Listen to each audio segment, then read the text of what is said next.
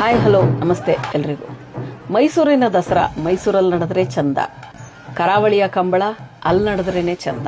ಅದನ್ನು ತಂದು ಇಲ್ಲಿಗೆ ಇದನ್ನು ತಂದು ಅಲ್ಲಿಗೆ ಹಾಕಿದ್ರೆ ಏನು ಚಂದ, ಇದನ್ನು ಹೇಳೋಕ್ಕೆ ಅಂತ ಬಂದೆ ನಾನಿವತ್ತು. ಏನಂದರೆ ನಮ್ಮ ಅಶೋಕ್ ರೈ ಅನ್ನುವ ಒಬ್ಬರು ಶಾಸಕರಿಗೆ ಔಟ್ ಆಫ್ ದಿ ಬಾಕ್ಸ್ ಯೋಚನೆ ಬಂದಿದೆ. ನಮ್ಮ ರಾಜಕಾರಣಿಗಳಿಗೆ ಆಗಾಗ ಈ ಥರ ಔಟ್ ಆಫ್ ದಿ ಬಾಕ್ಸ್ ಯೋಜನೆಗಳು ಅಭಿವೃದ್ಧಿ ವಿಷಯದಲ್ಲಿ ಬರೋದಿಲ್ಲ, ಬೇರೆ ಬೇರೆ ಯಾವುದೋ ಜನರಿಗೆ ಒಳ್ಳೆಯದಾಗೋ ವಿಷಯದಲ್ಲಿ ಬರೋದಿಲ್ಲ, ಈ ಥರ ಕಿತಾಪತಿ ಮಾಡುವ ವಿಷಯದಲ್ಲಿ ಬರುತ್ತೆ. ಈಗ ಒಂಥರ ಕಿತಾಪತಿ ಅನ್ನೋ ಪದ ಸರಿನೇ ಅಂತ ಅನಿಸುತ್ತೆ ನನಗೆ. ಅದೇನು ಅಂದರೆ ಮೈಸೂರು ದಸರಾದಲ್ಲಿ ಕರಾವಳಿಯ ಕಂಬಳ ಉತ್ಸವವನ್ನು ನಡೆಸಬೇಕು ಅಂತ ಅನ್ನೋದು ಅವರ ಒಂದು ಔಟ್ ಆಫ್ ದಿ ಬಾಕ್ಸ್ ಯೋಚನೆ. ಅದಕ್ಕೆ ಮುಖ್ಯಮಂತ್ರಿಗಳು ಒಪ್ಪಿದ್ದಾರೆ ಅಂತ ಕೂಡ ಹೇಳಲಾಗ್ತಾ ಇದೆ. ಕರಾವಳಿಯ ಕಂಬಳವನ್ನು ಇಲ್ಲಿ ಮಾಡಬೇಕು ಅಂದರೆ 400 ಕೋಣಗಳನ್ನು ಅಲ್ಲಿಂದ ತರ್ತಾರಂತೆ. 400 ಕೋಣಗಳನ್ನು ನೋಡ್ಕೊಳ್ಳೋದಕ್ಕೆ ಒಂದು ಕೋಣಕ್ಕೆ 50 ಜನರಂತೆ, ಒಟ್ಟು 20,000 ಜನ ಅಲ್ಲಿಂದ ಬರ್ತಾರಂತೆ. ಆ ಕೋಣಗಳನ್ನು ಅಲ್ಲಿಂದ ಪ್ರಯಾಣ ಮಾಡಿಸ್ಕೊಂಡು ಇಲ್ಲಿಗೆ ಕರ್ಕೊಂಡು ಬರ್ತಾರಂತೆ. ಇಲ್ಲಿ ಆ ಕಂಬಳ ಉತ್ಸವಕ್ಕೆ ಎಲ್ಲ ತಯಾರಿ ಮಾಡ್ಕೊಳ್ಬೇಕಲ್ಲ, ಅಂದರೆ ಕೆಸರುಗದ್ದೆ ಅಂಥದ್ದೆಲ್ಲ. ಅದಕ್ಕೆ ಸುಮಾರು 27 ಎಕರೆ ಜಾಗನ ಈಗಾಗಲೇ ಸಿದ್ಧ ಮಾಡ್ತಾ ಇದ್ದಾರೆ. ಅಲ್ಲಿ ಮರ ಕಡಿತಾ ಇದ್ದಾರೆ, ಅಲ್ಲಿನ ಪ್ರಾಣಿ ಪಕ್ಷಿಗಳಿಗೆಲ್ಲ ತೊಂದರೆ ಕೊಡ್ತಾ ಇದ್ದಾರೆ. ಅಲ್ಲ, ದಸರಾ ಮಾಡೋದು ಅಂದರೆ ಏನು, ನಮ್ಮ ಸಂಸ್ಕೃತಿ ನಮ್ಮ ಪರಿಸರ ಅದನ್ನೆಲ್ಲ ಇನ್ನಷ್ಟು ಚೆನ್ನಾಗಿ ಇಟ್ಕೊಳ್ಳೋದು, ಇರೋದನ್ನು ಹಾಳು ಮಾಡೋದು ನಮಗೆ ಅರ್ಥ ಆಗ್ತಾ ಇಲ್ಲ. ಸೊ 8 ಕೋಟಿ ವೆಚ್ಚದ ಈ ಯೋಜನೆಗಾಗಿ 400 ಕೋಣಗಳನ್ನು ಹಿಂಸೆ ಕೊಟ್ಟು ಪಾಪ ಅಲ್ಲಿಂದ ಇಲ್ಲಿಗೆ ಕರ್ಕೊಂಬಂದು ಇಲ್ಲಿ 27 ಎಕರೆ ರೆಡಿ ಮಾಡ್ತಾ ಇದ್ದಾರೆ. ಸೊ ಇದಕ್ಕೆ ಮೈಸೂರಿನಲ್ಲಿ ಸಾಕಷ್ಟು ವಿರೋಧ ವ್ಯಕ್ತ ಆಗ್ತಾ ಇದೆ.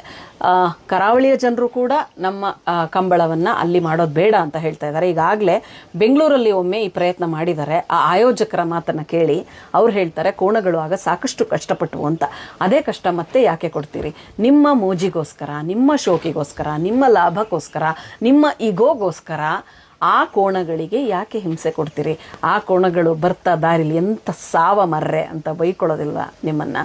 ಕೋಣಗಳ ಆರೋಗ್ಯ ಇಲ್ಲಿ ಬಂದು ಕೆಟ್ಟರೆ ಮತ್ತೆ ಏನಾದರೂ ಹೆಚ್ಚು ಕಡಿಮೆ ಆದರೆ ಅದಕ್ಕೆ ಯಾರು ಜವಾಬ್ದಾರಿ? ಮುಖ್ಯವಾಗಿ ಇದೊಂದು ಸಾಂಸ್ಕೃತಿಕ ಕಲಬೆರಕೆಯ ಕೆಲಸ, ಕಲ್ಚರಲ್ ಕಾಕ್ಟೇಲ್ ಇದು. ಇದರ ಅವಶ್ಯಕತೆ ಇಲ್ಲ. ಅಲ್ಲಿನ ಒಂದು ಉತ್ಸವವನ್ನು ಇಲ್ಲಿ ಮಾಡ್ತಾ ನಾಳೆ ಹಠಕ್ಕೆ ಬಿದ್ದು ಯಾರೋ ನಿಮ್ದನ್ನು ನಾವು ಮಾಡಲಿಲ್ವಾ, ನಮ್ದನ್ನು ನೀವು ಮಾಡಿ ಅಂತ ಇಲ್ಲಿಂದ ಅಲ್ಲಿಗೆ ಇನ್ನೇನನ್ನೋ ತೊಗೊಂಡು ಹೋಗಿ ಈಗ ಅಲ್ಲಿಂದ ಇಲ್ಲಿಗೆ ಈ ಮಿಕ್ಸ್ ಮಾಡುವ ಅವಶ್ಯಕತೆ ಇಲ್ಲ. ಕರಾವಳಿಯಲ್ಲಿ ಕಂಬಳ ಇದ್ದರೆ ಚಂದ, ದಸರಾ ಮೈಸೂರಲ್ಲಿ ಇದ್ದರೆ ಚಂದ. ಅದಕ್ಕೆ ಅದರದ್ದೇ ಆದ ಶ್ರದ್ಧೆ, ಧಾರ್ಮಿಕ ಹಿನ್ನೆಲೆ ಎಲ್ಲ ಇದೆ. ಮೈಸೂರಿನ ದಸರಾಗೂ ಇದೆ. ಒಂದನ್ನೊಂದು ಬೆರೆಸುವ ಅವಶ್ಯಕತೆ ಇಲ್ಲ. ಮತ್ತು ಈ 8 ಕೋಟಿ ವೆಚ್ಚ ಇದೆಯಲ್ಲ ಕಂಬಳ ಮಾಡೋದಕ್ಕೆ ಅಂತ ನೀವು ತೀರ್ಮಾನ ಮಾಡಿದ್ದೀರಲ್ಲ, ಇಲ್ಲಿ ಬಂದು ನೋಡಿ. ಈ ಟ್ಯಾಬ್ಲೋಗಳನ್ನು ಸುಮ್ಮನೆ ನೀವು ಟಿ ವಿಲಿ ನೋಡ್ತೀರಿ ಅಷ್ಟೇ. ಮತ್ತು ಉದ್ದಕ್ಕೂ ಕಲಾವಿದರ ತಂಡನ ನೀವೇನು ನೋಡ್ತಿರಲ್ಲ, ಅವರಿಗೊಂದು ಶೌಚಾಲಯದ ವ್ಯವಸ್ಥೆ ಇರೋದಿಲ್ಲ ಸರಿಯಾಗಿ. ಅವರು ಎಷ್ಟು ಪರದಾಡ್ತಾರೆ. ಒಂದು ಪ್ಯಾಕೆಟ್ ಬಾತು, ರೈಸ್ ಬಾತು, ಒಂದು ನೀರು ಇಟ್ಕೊಂಡು ಅವರು ಇಡೀ ಮೆರವಣಿಗೆ ಮಾಡ್ತಾರೆ. ಅವರಿಗೆ ಏನೂ ದೊಡ್ಡ 5 ಸ್ಟಾರ್ ಹೋಟೆಲಲ್ಲಿ ಏನೂ ಇರಿಸೋದಿಲ್ಲ. ಅವರು ಪೇಮೆಂಟ್ಗೋಸ್ಕರ ಕೊನೆಯಲ್ಲಿ ಎಷ್ಟು ಪರದಾಡ್ತಾ ಇರ್ತಾರೆ. ಅವರನ್ನು ಚೆನ್ನಾಗಿ ನಡೆಸ್ಕೊಳ್ಳಿ. ಈಗಾಗಲೇ ಸಾಂಪ್ರದಾಯಿಕ ದಸರಾಗೆ ಹಿಂದೆ ಇಲ್ಲದ ಆಹಾರ ಮೇಳ, ಹಿಂದೆ ಇಲ್ಲದ ಯುವ ದಸರಾ ಎಲ್ಲ ಸೇರಿಕೊಂಡು ಖರ್ಚು ಜಾಸ್ತಿ ಮಾಡ್ತಾ ಜನಸಂದಣಿ ಜಾಸ್ತಿ ಆಗ್ತಾ ನಮಗೆ ಮೈಸೂರಿಗರಿಗೆ ಅದರ ಕಸದ ಹೊರೆಯೂ ಜಾಸ್ತಿ ಆಗ್ತಾ ಇದೆ. ಸೊ ಮತ್ತೆ ಕಸವನ್ನು ಸೃಷ್ಟಿಸುವ ಮತ್ತು ಖರ್ಚು ಹೆಚ್ಚಿಸುವ, ಸಾಂಸ್ಕೃತಿಕ ಕಲಬೆರಕೆ ಮಾಡುವ ನಿರ್ಧಾರಗಳನ್ನು ಮತ್ತೆ ಕೈಗೊಳ್ತಾ ಇದ್ದೀರಿ.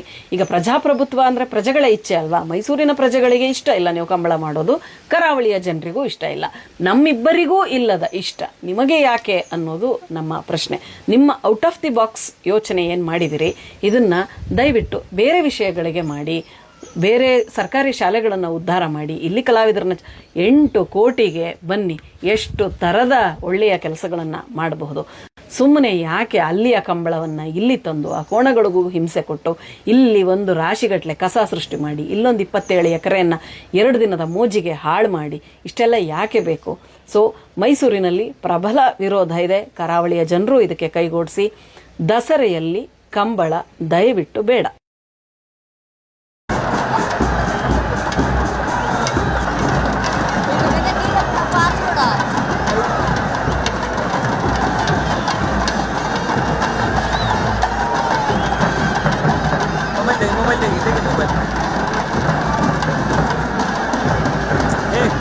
ಮಾರೆ ಎಷ್ಟಲ್ಲಿ ಈ ಕಡೆ ಬಿಡ್ರು, ಆ ಕಡೆ ಹೋರಲ್ಲ ಅಷ್ಟು ಜಾಗ ಇದೆ ಬಿಡ್ರು.